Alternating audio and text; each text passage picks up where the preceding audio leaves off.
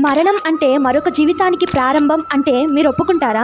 Hare Krishna. Welcome to the series of search for your soul day 10. భగవద్గీతలోని 2వ అధ్యాయం 22వ శ్లోకంలో ఇలా చెప్పబడుతుంది, మనం ఎలా అయితే పాత వస్త్రాలను విడిచి కొత్త వస్త్రాలను ధరిస్తామో అదే విధంగా ఆత్మ కూడా పాత దేహాలను విడిచి కొత్త దేహాలను ధరిస్తుంది అని.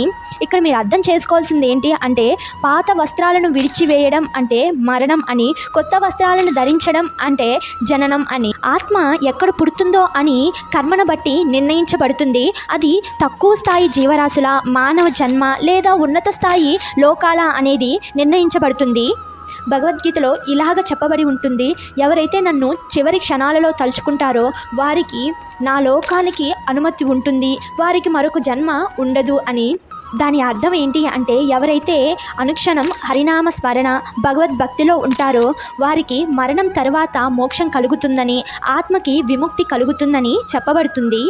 ఇప్పుడు ఒప్పుకుంటారా మీరు, మరణం అనేది అంతం కాదు, అది ఒక కొత్త జీవితానికి ప్రారంభం అని? మీ అందరికీ అర్థమైందని అనుకుంటున్నాను. హరే కృష్ణ.